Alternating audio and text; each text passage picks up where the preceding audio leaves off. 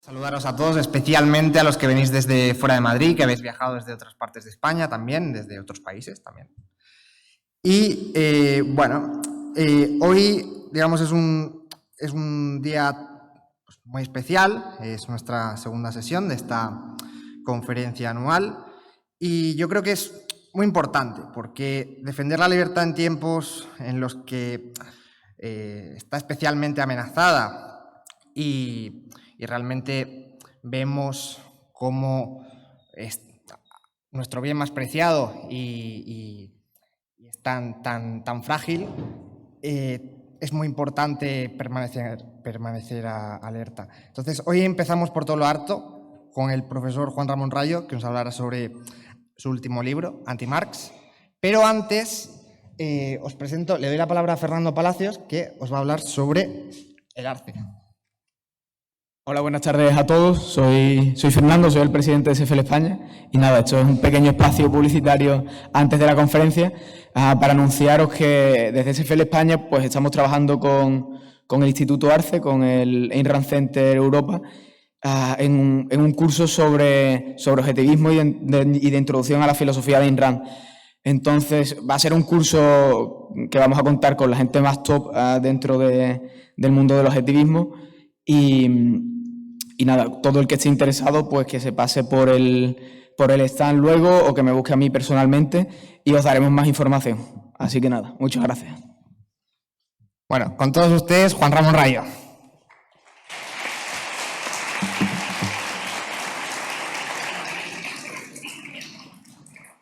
Bueno, buenos días a todos. Bienvenidos a este Liberty Fest. Agradecer a Students for Liberty que una vez más cuenten conmigo para hablar unos minutos en sus actos y también felicidades por los 10 años, que es un logro, una gesta que, bueno, propiamente se celebrará mañana, pero que ya querría desde aquí, desde la tribuna, extender mi felicitación y agradecimiento por todo lo que habéis hecho durante estos 10 años por el liberalismo en España. Bueno, yo aquí como umbral vengo a hablar de mi libro, vengo a hablar de Anti-Marx. El libro, como sabéis, es bastante extenso y se tocan muchos argumentos muy distintos, pero de alguna manera querría resumir la crítica económica a Marx en 4 proposiciones que son controvertidas o que entran en contradicción con el pensamiento económico marxista y que creo que ponen de manifiesto las virtudes o la capacidad explicativa que tiene el pensamiento económico liberal o no liberal, al final el pensamiento económico correcto frente al marxismo. Primera proposición que encaja mal en el pensamiento de Marx. La riqueza no solo se crea produciendo mediante el trabajo, sino que se crea también produciendo los mejores bienes, los bienes relativamente más valiosos para las personas y distribuyendo mejor esos bienes. Para Marx, la riqueza son valores de uso, son bienes económicos, pero Marx únicamente exige que las cosas sean útiles, que sirvan para satisfacer alguna necesidad humana. Y esa riqueza, esos bienes económicos que son útiles, se crean para Marx a través de la producción laboral. Es el trabajo humano quien genera, quien crea esos valores de uso. Por tanto, para Marx la riqueza sí es una masa de valores de uso que ha costado un tiempo social determinado de trabajo para ser producida. El único requisito, por tanto, que impone Marx la riqueza es, ya digo, que sea útil para satisfacer las necesidades humanas. ¿Qué sucede? Que podemos incrementar la riqueza aún sin incrementar el tiempo de trabajo que utilizamos para producir más cosas, si usamos mejor ese trabajo. ¿Cómo podemos usar mejor ese trabajo? Podemos usar mejor ese trabajo produciendo no ya cosas útiles, sino cosas que son más útiles.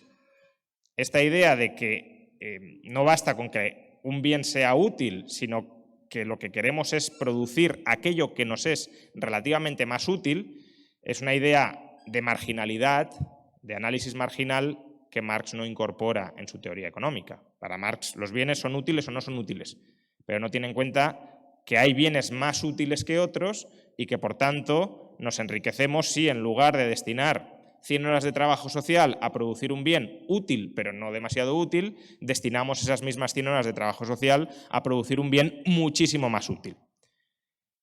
Y al no tenerlo en cuenta tampoco desarrolla ni tampoco alcanza conceptos como el coste de oportunidad.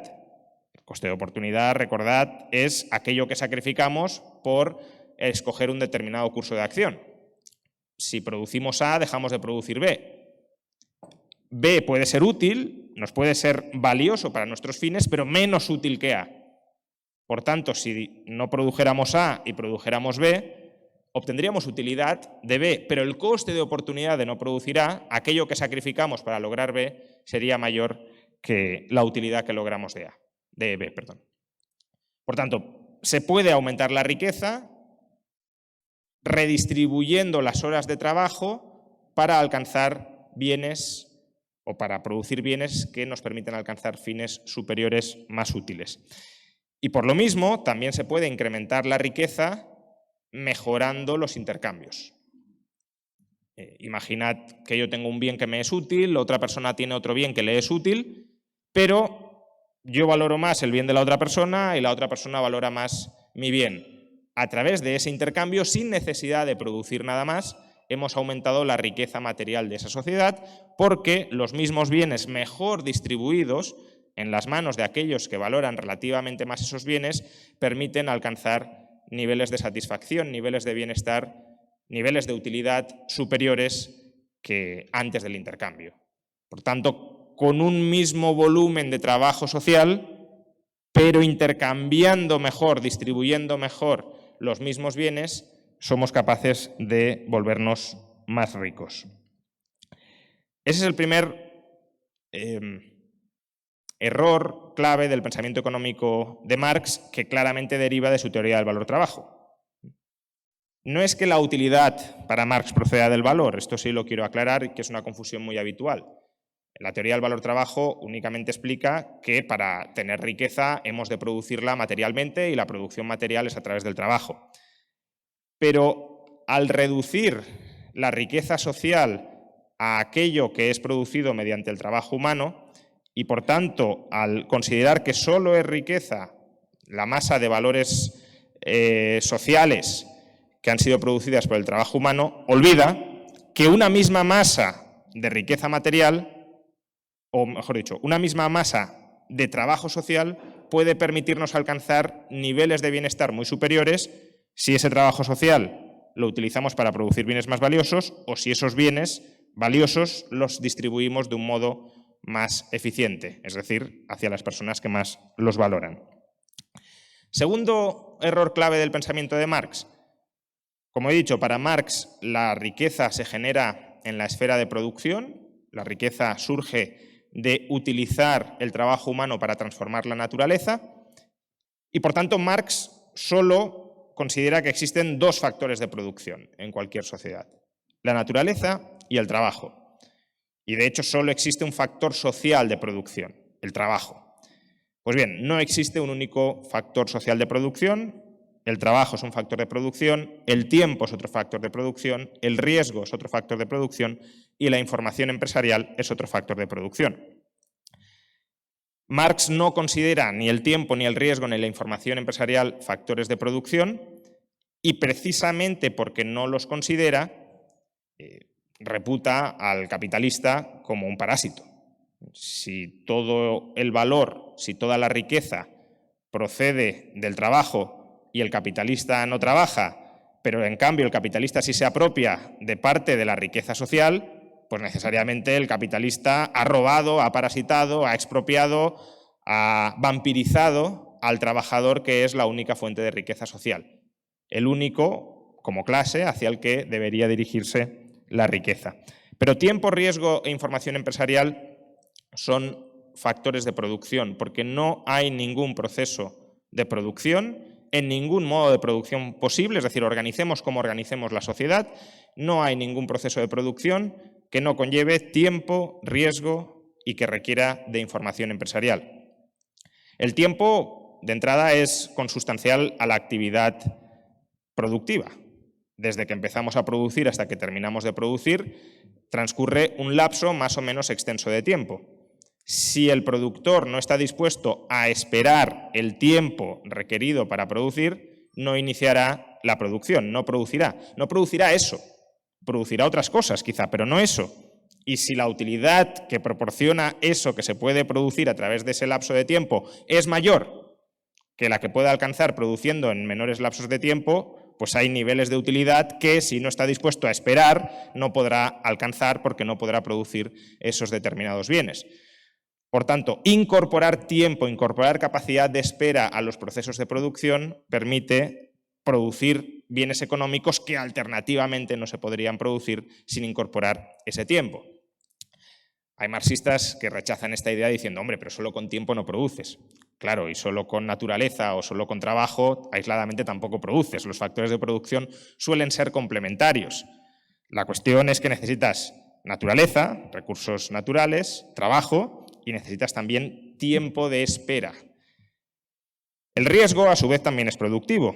¿Por qué el riesgo es productivo? Pues porque no hay ningún proceso productivo que no conlleve algún tipo de riesgo. ¿Qué sería el riesgo? La probabilidad de que fracasemos a la hora de alcanzar nuestro objetivo productivo a través de nuestro trabajo y, por tanto, la probabilidad de que todo el trabajo que estamos desempeñando para alcanzar un determinado objetivo productivo sea trabajo despilfarrado. Si yo dedico 1000 horas de trabajo a producir un bien y al final no soy capaz de producirlo, he perdido 1000 horas de trabajo, he perdido 1000 horas de mi vida. Si una persona no está dispuesta a asumir determinados riesgos para producir determinados bienes, esos bienes que conllevan la asunción de tales riesgos no llegarán a ser producidos. Por tanto, el riesgo, la asunción de riesgos, la predisposición a asumir riesgos es un factor productivo necesario para alcanzar determinados bienes y determinados niveles de utilidad. Y por último, la información empresarial, si lo queremos. La información en general. No hay ningún proceso productivo que no requiera de información. De hecho, el propio Marx, cuando se plantea cuál es la diferencia entre un animal y un ser humano, él mismo dice que el ser humano trabaja como el animal. Los animales también pueden trabajar, también pueden desempeñar algún tipo de actividad, pero el ser humano trabaja con un objetivo deliberado en mente. Es decir, el ser humano dirige su acción productiva hacia un determinado fin que ha concebido previamente y, por tanto, le imbuye a su trabajo de racionalidad. Y el animal no. El animal no es consciente de lo que está haciendo, ni reflexiona, ni delibera sobre qué hacer. Dicho de otra manera, el propio Marx reconoce que la actividad productiva del ser humano es una actividad dirigida e informada. Y, por tanto, la información del proceso de producción es absolutamente imprescindible. Si yo no sé producir un determinado bien, no podré producirlo por mucho trabajo que le quiera dedicar. De hecho, parte del trabajo tendré que dedicarlo a aprender o a captar esa información que necesito para posteriormente desarrollar el proceso de producción. Y esto es especialmente cierto en un mercado, porque en un mercado no producimos para nosotros, producimos para terceros. Y no producimos de manera aislada, sino que producimos en concurrencia, en competencia con terceros.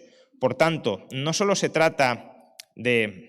Claro, si pensamos en una economía agraria de autosubsistencia, la única información que necesito es qué quiero comer y cómo puedo producir en mi campo aquello que quiero comer. En el mercado es muchísimo más complejo que esto. No tengo que producir lo que yo quiero, sino lo que quieren los demás, por tanto no tengo directamente esa información y además no me basta con saber hacer las cosas, necesito saberlas hacer mejor que el resto, porque va a haber otros que quieran hacer eso mismo compitiendo conmigo y si yo lo hago peor que el resto, si yo tengo peor información que el resto, voy a fracasar a la hora de producir lo que quiero producir, que en última instancia pues es los bienes que quiero terminar consumiendo a través del intercambio.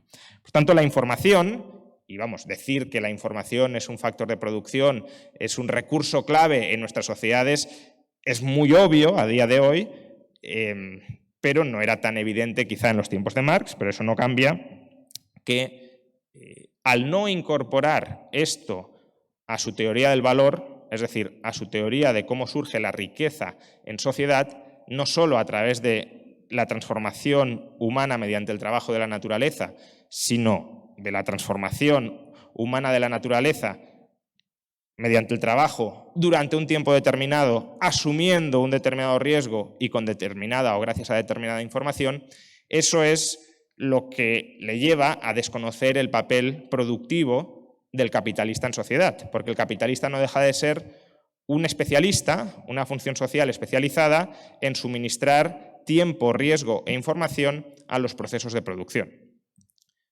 Un trabajador puede ser el mismo quien suministre tiempo, riesgo e información. De hecho, las cooperativas son eso. En las cooperativas son los propios trabajadores los que producen, los que esperan, los que asumen riesgos y los que se informan sobre cómo producir. Pero un trabajador también puede decidir desvincular su trabajo del tiempo de espera, del riesgo y de la información. Un trabajador puede decidir: yo no quiero esperar 5 años a consumir, prefiero que me adelantes el valor futuro de lo que se espera, el valor presente de lo que se espera que produzca en el futuro para consumir ya. Por tanto, ha de ser otro quien espere por él, porque si él produce, pero hasta dentro de 5 años no concluye el proceso de producción, y esa persona que produce quiere disponer de los bienes ya sin haberlos producido, pues alguien tendrá que suministrárselos y alguien tendrá que comerse la espera de ese proceso de producción. A su vez, el trabajador también puede decir: yo no quiero arriesgarme a que inicie este proceso de producción y que finalmente fracase. Si me sometes a estos riesgos, me dedicaré a producir otra cosa.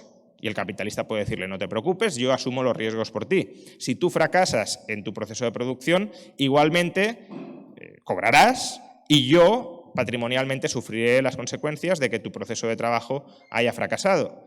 Y a su vez un trabajador también puede decir: yo no quiero estar todo el día captando información sobre qué producir, cómo producir, para quién producir. Prefiero que tú simplemente me indiques qué he de hacer dentro de una estructura organizativa, empresarial más amplia, donde tú te encargas de coordinar a los distintos trabajadores y los distintos recursos materiales para que entre todos tengamos éxito en nuestro proyecto de producción social para el mercado. El capitalista hace eso. El capitalista se especializa en hacer eso. No es una categoría natural de la naturaleza humana o de la sociedad.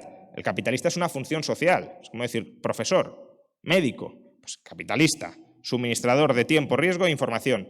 Y precisamente por eso el capitalista recibe una parte del valor social que ha contribuido a generar. Tercer error económico de Marx: trabajadores y capitalistas no son clases sociales antagónicas. Este error obviamente deriva del anterior. Claro, si tú solo concibes al trabajo humano como generador de valor, como os he dicho, si el capitalista no trabaja, el capitalista necesariamente explota. Pero una vez reconoces que el capitalista desempeña una función económica productiva, entonces cobra pleno sentido que los trabajadores puedan querer asociarse de manera cooperativa y mutuamente ventajosa con los capitalistas, porque es a ellos a los que se les descarga el tiempo, el riesgo y la información inherente a todo proceso de producción.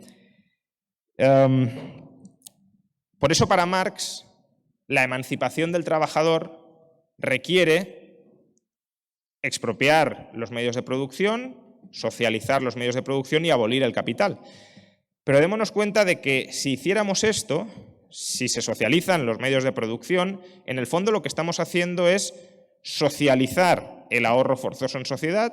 Es decir, cualquier proyecto productivo que queramos iniciar socialmente debe ser financiado entre todos debemos ahorrar para sufragar ese proceso productivo, socializar los riesgos. Cualquier proceso productivo que iniciemos en sociedad, si hay pérdidas, las repartiremos entre todos. Y socializar la búsqueda y creación de nueva información. Aunque tú tengas información que consideres mejor que la que tienen los demás, esa información solo existe socialmente si la validamos socialmente. Tú no puedes poner en práctica, tú no puedes disputar el plan de producción informado que hemos decidido colectivamente, aunque tú creas que tu plan de producción está mejor informado y es superior al nuestro. Es decir, que impedimos, bloqueamos el comercio sobre el tiempo, sobre el riesgo y sobre la información. En el mundo o en la sociedad socialista de Marx no podría haber comercio sobre estos factores de producción. Estos factores de producción también estarían socializados. De modo que, aun cuando una persona dijera yo estoy dispuesto a pagar a otra persona para que ahorre por mí, para que asuma riesgos por mí, para que busque información por mí, eso no se podría hacer en una sociedad socialista y, por tanto, la distribución de esos factores de producción, que son, repito, factores de producción, sería claramente subóptima. El caso de la información, pues lo conocemos todos bien porque es el teorema de la imposibilidad del socialismo, pero lo mismo sucedería con el tiempo y con el riesgo. Es decir, habría gente que sería forzada a ahorrar más de lo que querría ahorrar y habría otra gente que no podría ahorrar tanto como querría ahorrar. Y lo mismo con los riesgos. Habría gente que sería forzada a asumir más riesgos de los que quiere asumir y otra gente que no podría asumir más riesgos de los que desea asumir. Porque claro, si los frutos de la producción social también están socializados, ¿para qué voy a asumir individualmente riesgos cuyos frutos van a disfrutar la totalidad de las personas? Si yo pudiese obtener ese fruto privado de riesgos, a lo mejor sí los asumiría, pero en el socialismo eso no es posible, porque sería restablecer la propiedad privada sobre los medios de producción. Por tanto, si trabajadores y capitalistas no son clases sociales necesariamente antagónicas, Marx llega a decir que el capital es el no trabajo y el trabajo es el no capital, es decir, que uno se afirma negando al otro, anulando al otro. Si esto no es así, sino que puede existir una convivencia, una alianza armónica entre capital y trabajo, entonces la lucha de clases entre capitalistas y trabajadores, entre capital y trabajo, no es una necesidad histórica fruto del grado de desarrollo material de nuestras sociedades en contradicción con su organización social, tal como la describe Marx, el motor de la historia que nos hace avanzar, sino que más bien es resultado, o puede ser resultado, de ideas que envenenan a la sociedad y a los individuos para que perciban a los demás como necesarios enemigos, no como potenciales enemigos, sino como necesarios enemigos con los cuales no es posible aliarse en una relación mutuamente ventajosa, sino a los cuales hay que aniquilar desde un punto de vista social. El capital tiene que desaparecer y, por tanto, el capitalista ha de desaparecer también y ha de convertirse en un trabajador. Con esto no quiero negar, por cierto, que no pueda haber conflicto o animadversión entre capitalistas y trabajadores. Obviamente puede haberlo. Como puede haber conflicto, como puede haber enfrentamiento en cualquier relación cooperativa entre dos o más personas. Ya he puesto muchas veces este ejemplo, pero creo que es pertinente. Un matrimonio. Un matrimonio lo podemos entender como un proyecto de dos cónyuges vital. Un proyecto vital de dos personas que consideran que a largo plazo mejorarán gracias a ese matrimonio y a esa vida común. ¿Eso significa que no hay conflicto dentro del matrimonio? En absoluto. El conflicto puede ser permanente porque hay una problemática entre el objetivo común y los objetivos individuales y, por tanto, hay un tira y afloja continuado entre ambas partes que en el extremo puede conducir a la ruptura del matrimonio. Ahora, de ahí a decir que dos cónyuges son necesariamente personas en contradicción, que una se afirma negando a la otra y que, por tanto, la alianza matrimonial o el emparejamiento necesariamente es solo conflictivo y es solo antagónico y que no hay ventajas mutuas de ese equipo, de esa unión, de esa formación, pues obviamente sería una distorsión muy clara. Pero claro, imaginad en una relación de pareja que tenéis a alguien al lado que siempre está envenenando esa relación y diciéndote, no, mira, es que el otro no te deja ser tú, te está explotando, se está aprovechando de ti, en realidad tú te emancipas si rompes cualquier tipo de unión con el otro. Pues si tú terminas siendo persuadido por esa voz que te está diciendo todo eso, y a lo mejor en algún caso puede tener razón, no estoy diciendo que no haya relaciones tóxicas, pero no necesariamente todas las relaciones son tóxicas.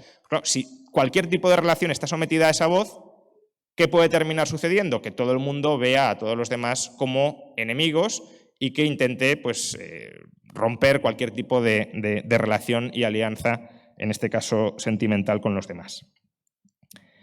Y cuarto y último punto, cuarto y último problema del pensamiento económico de Marx.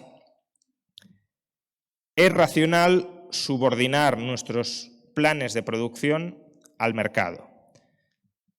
Para Marx, el mercado es una fuerza impersonal, es una fuerza social que no controla a nadie y que nos marca ciegamente qué debemos producir, cómo debemos producir y para quién debemos producir. Y antes os he dicho que para Marx la racionalidad, lo que distingue a un ser humano de un animal es la racionalidad que imprime en sus acciones. Entonces,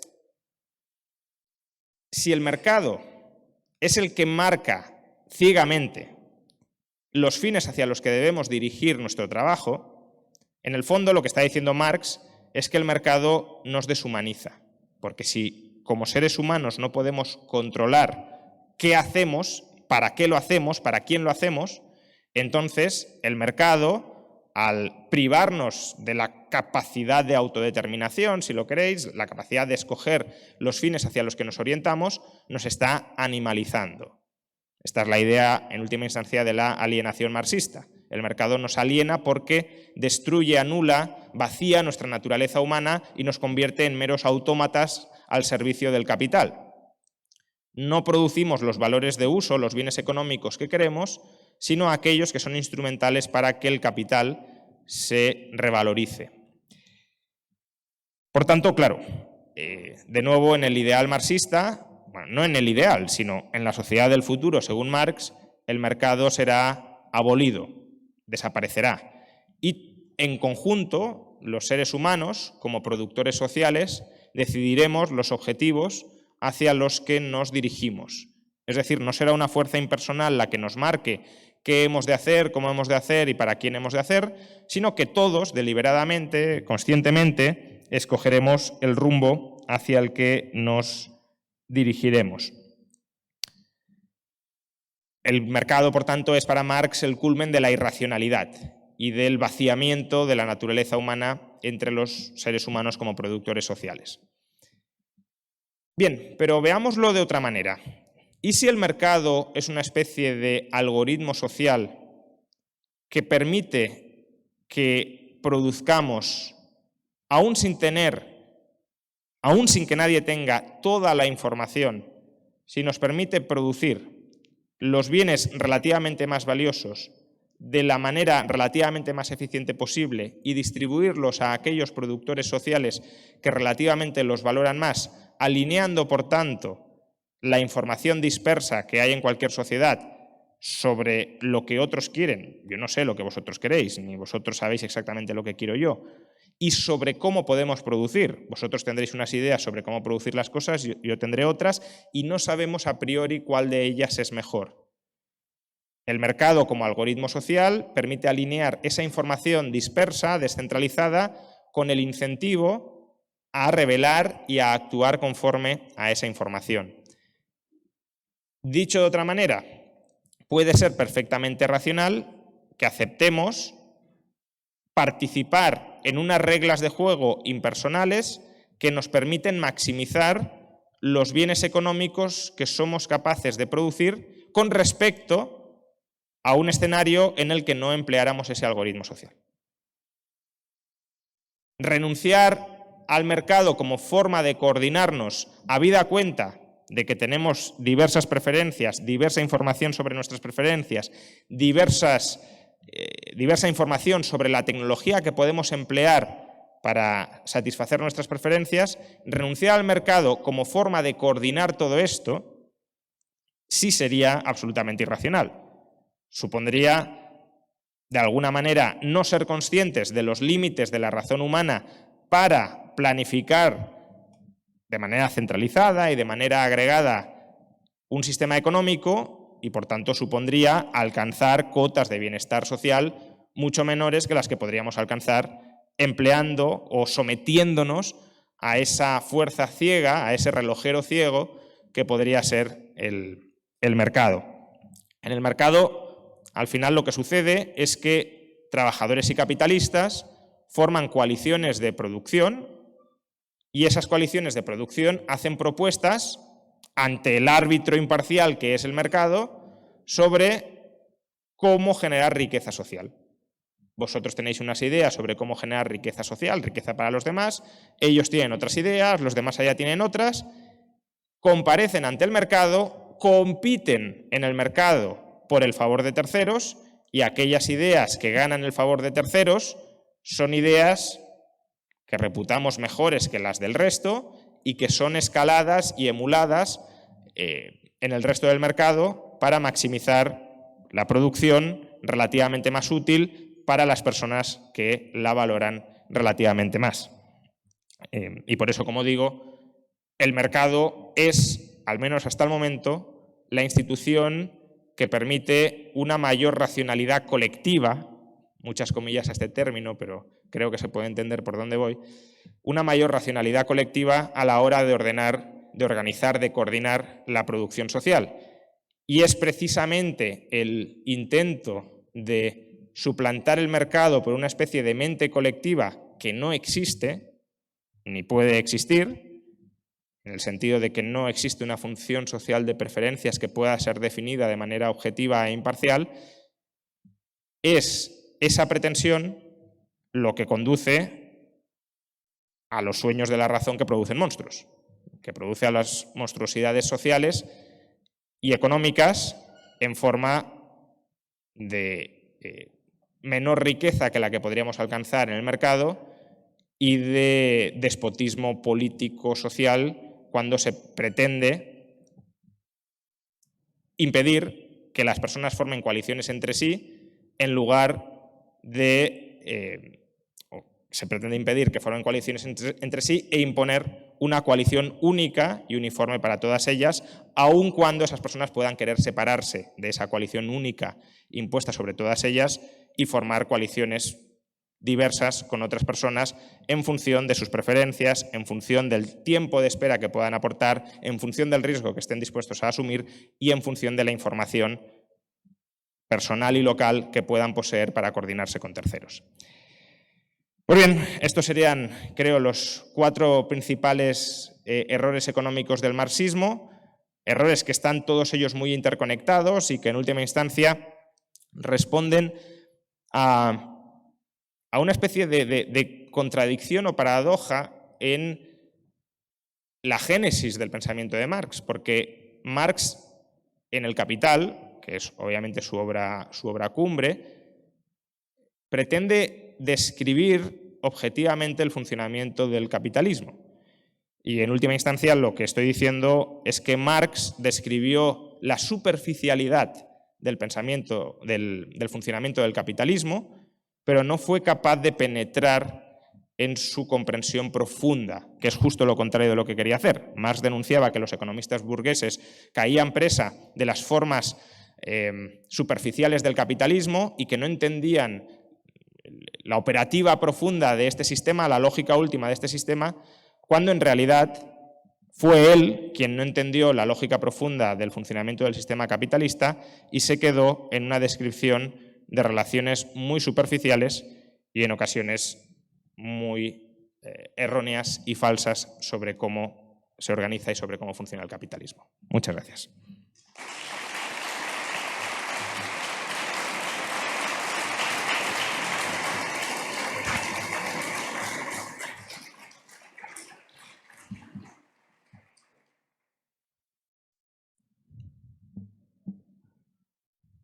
Creo que ahora tenemos turno de preguntas. Si funciona el micro.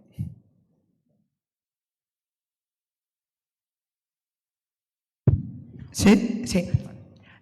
Nada, que levante la mano, nos da tiempo a hacer 3 como máximo. Si las preguntas son cortas y no son monólogos, igual da tiempo a hacer alguna más. Entonces, que levante la mano la gente que tiene alguna pregunta y iremos pasando el micro. Y yo sugiero que evitemos las reflexiones y vayamos un poco al grano, ¿no? Digamos, o sea, nada de esto de más que una pregunta, es una reflexión, no, o sea, vamos a preguntas. Bueno, ya veo aquí a Paco entusiasmado, así que al grano, por favor. Yo te voy a preguntar qué te parece esta reflexión Tu conferencia ha sido estupenda. Solo me choca muchísimo el uso de factor de producción, el término para el riesgo, porque factor de producción, los clásicos, tierra o bienes naturales, trabajo, capital, tiempo, cuanto más tengas de ello, mejor. Y son imprescindibles. Mientras que tú puedes tener procesos de producción que apenas tengan riesgo, que lo tengan prácticamente cero y sigan siendo productivos. Me podrías contestar que hay un trade-off entre riesgo y producción, que a más riesgo, más producción, pero eso no es verdad, eso no está garantizado. Depende de cuál sea la distribución de probabilidades. Solo es por tener cuidado con ese término, y yo en vez de factor le llamaría circunstancia, que es verdad que Marx no lo considera, o sea, en eso has acertado completamente. Solo es esa incomodidad con el término y ver qué te parece. Sí, en parte tienes razón, pero no cualquier factor de producción, más cantidad es necesariamente mejor. Es decir, si tú tienes un determinado plan empresarial para el que no necesitas petróleo, más petróleo no es mejor para ese plan de producción. De la misma manera, si tienes mucho petróleo y no lo utilizas adecuadamente, pues tampoco serás capaz de producir con él. Entonces, con el riesgo, hasta cierto punto, sucede algo similar. Es decir, ¿por el hecho de añadir más riesgo a un proyecto de producción serás más productivo? No, como con el petróleo. Por el hecho de añadir más petróleo no serás más productivo. Si asumes riesgos meramente por asumir riesgos, ¿serás más productivo? No. Si no haces un uso inteligente de ese riesgo, es decir, un plan empresarial improbable pero que tenga potencial, pues no producirás más. ¿Que hay proyectos productivos sin riesgo que son productivos? Sí, porque el riesgo no es necesariamente un factor de producción que deba ser decisivo en todo proceso productivo, del mismo modo que el petróleo tampoco lo es. Entonces, entiendo lo que dices y hasta cierto punto, bueno, se puede interpretar también como circunstancia, pero como circunstancia que potencia o que puede potenciar la producción y que, por tanto, aquel que aporta a esa circunstancia pues está contribuyendo a producir más, y eso se acerca mucho a un factor de producción. Sí, aquí. Lo primero, enhorabuena por tu charla. Y nada, quería preguntarte, tras la investigación de la figura de Marx, ¿cuál ha sido tal vez tu mayor sorpresa en estas andaduras de escribir su figura? Gracias. Bueno, la sorpresa es algo, bueno, habría dos, ¿no? Una positiva, si lo queréis, y una negativa. La positiva es algo que siempre se ha dicho y que, por tanto, hasta cierto punto no es una sorpresa, pero que cuando la constatas sí te impacta, ¿no? Y es la enorme coherencia e integración y amplitud del pensamiento marxista. Es decir, el pensamiento marxista te proporciona prácticamente un sistema total de comprensión de la realidad, de manera muy coherente internamente, incluso brutalmente coherente, si lo ves desde dentro. Otra cosa es que muchas veces los árboles no te dejan ver el bosque y, por tanto, necesitas alejarte de esos árboles para contemplar la totalidad del bosque y ver que es un bosque muy desangelado y bastante moribundo, digámoslo así, ¿no?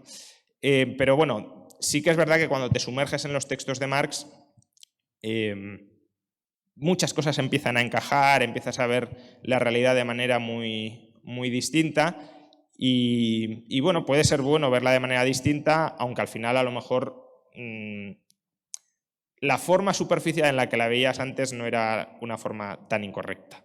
Es decir, Marx pretende, ya digo, ir más allá de las superficialidades, de las formas, pretende escarbar en las profundidades, en el contenido material real que se oculta detrás de las formas, pero en ocasiones las formas pueden ser bastante representativas de lo que realmente se cuece por debajo, y a lo mejor al querer ir más allá de las formas y hablar de categorías que no son observables, como por ejemplo el valor, el tiempo de trabajo social, pues a lo mejor eres tú el que está colando ideas erróneas sobre cómo se organiza el proceso social. Bueno, la sorpresa negativa, ya lo he comentado también otras veces, no tiene tanto que ver con su obra, que más o menos pues no he tenido una visión más negativa de su obra que la que tenía antes de empezar a estudiarla, pero sí con su persona, que eso puede quedar bastante al margen de su obra o no, eso ya depende cada uno cómo interprete la interrelación entre obra y persona. Desde una perspectiva marxista, la obra no deja de ser una exteriorización de la persona, una humanización del entorno y una forma de expresar lo que uno es transformando ese entorno. Leyendo las biografías y sobre todo la correspondencia personal de Marx, encontré yo no tenía especial animadversión personal hacia Marx, y de hecho lo que me suele ocurrir con los autores cuando los leo mucho es que me terminan cayendo mejor de lo que me podían caer antes de leerlos. Me pasó, por ejemplo, con Keynes, hasta cierto punto me ha pasado con Engels, pero con Marx no, porque el tipo de persona que se desprende de sus cartas es una persona, diría, ni siquiera egoísta, es decir, tiene un punto egoísta de estoy dispuesto a subordinar a toda la humanidad para alcanzar mis metas, incluso a su familia y a sus amigos. Ya he comentado en Twitter y en alguna ocasión que a mí una de las cosas que más me impactó es que cuando Engels le comenta por carta que su pareja de más de 10 años acaba de fallecer, pensad que Marx y Engels eran íntimos amigos, prácticamente hermanos. Engels le dejó toda su herencia, por ejemplo, a las hijas de Marx. La respuesta que le da Marx a esa carta es: cuánto lo siento, necesito dinero. Entonces, claro, y Engels le dice: ya te dije que no te podía dar dinero, pero además no me parece procedente que en este momento me estés pidiendo dinero. Pero bueno, si te hace tanta falta te lo voy a conseguir, pero básicamente le dice: pero hasta aquí. Entonces Marx se da cuenta de que ha metido la pata y dice: perdona, es que estaba en un momento muy crítico, agobiado por mi mujer, que no paran de llegar las facturas y me estaba diciendo que te pidiera dinero y me empujaba, y es verdad, lo siento mucho, qué insensible he sido. Y Engels le dice: bueno, menos mal que me dices esto, porque no querría, después de haber perdido a mi pareja, perder a mi mejor amigo. Y Marx le vuelve a contestar: sí, lo siento mucho. De nuevo le vuelve a echar la culpa a la mujer, pero es que mi mujer me decía que era imposible que tú, sabiendo nuestra situación financiera, incluso en estos momentos no nos dieras más dinero porque sabe que te preocupas mucho por nosotros. Bueno, esa pauta se reproduce, quizá no a ese nivel tan exagerado, pero a lo largo de toda la vida de Marx, ¿no? Incluso cuando era joven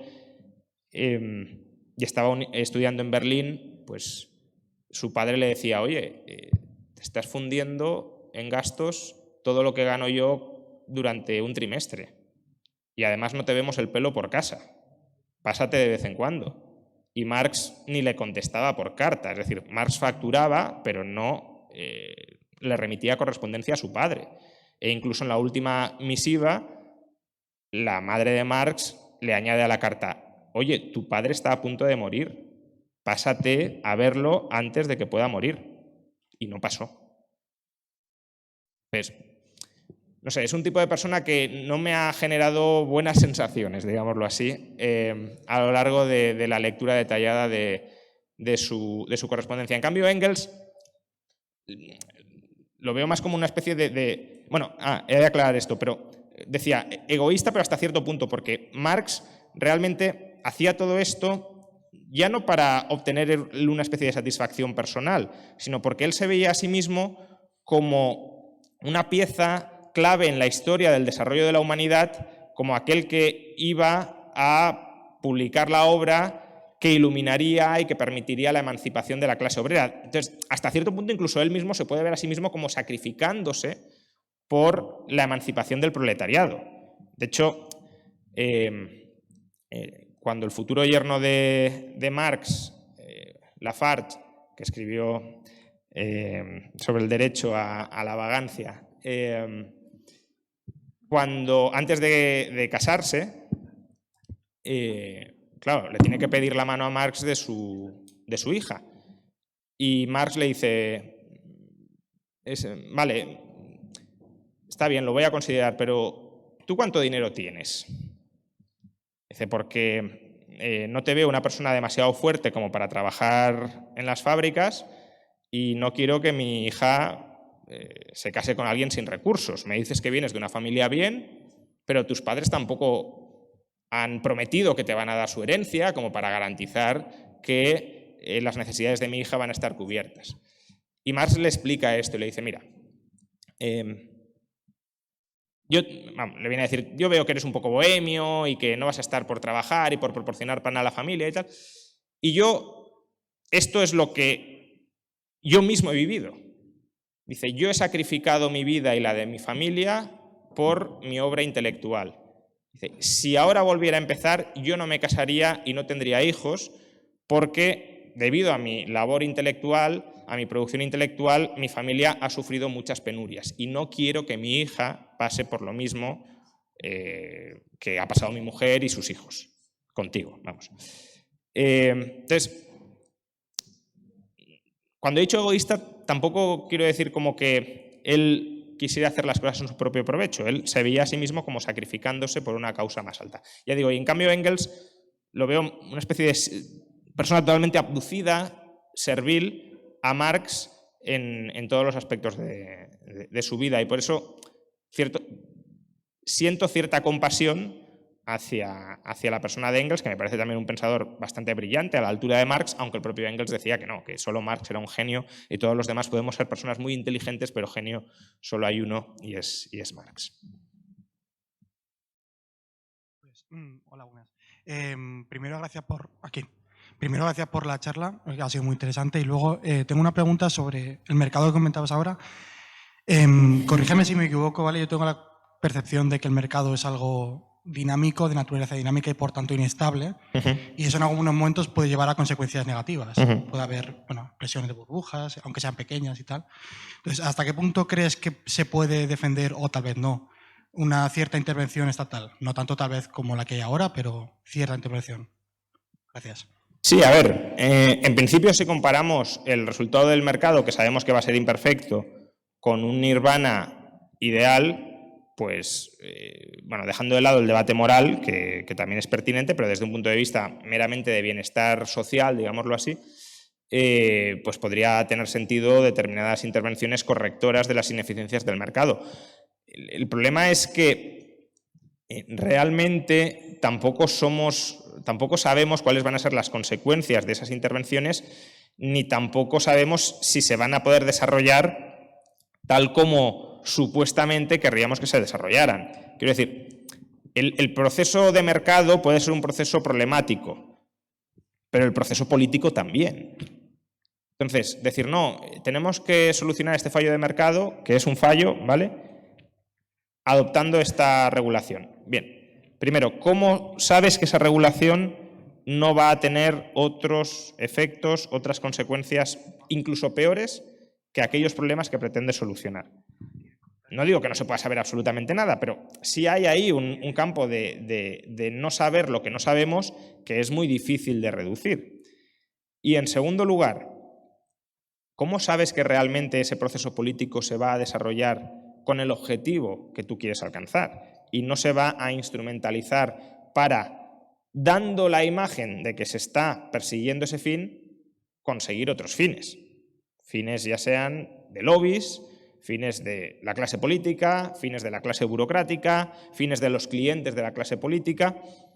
Entonces, sin negar desde un punto de vista teórico puro que pueda haber intervenciones que a lo mejor mejoraran el resultado del mercado, creo que hay un grado de indeterminación, de incertidumbre y de riesgo de captura del proceso político muy grande que al menos debería hacernos matizar o perder mucho del entusiasmo sobre cómo eso puede terminar solventando problemas que existen. Yo la actitud liberal de no, el mercado no falla nunca, porque así con ese argumento rechazamos de entrada la intervención del Estado, tampoco lo compro. Claro, el mercado falla porque no es perfecto en tanto en cuanto el ser humano no lo es y la coordinación humana tampoco puede serlo. Pero probablemente el Estado sea mucho más imperfecto que el mercado.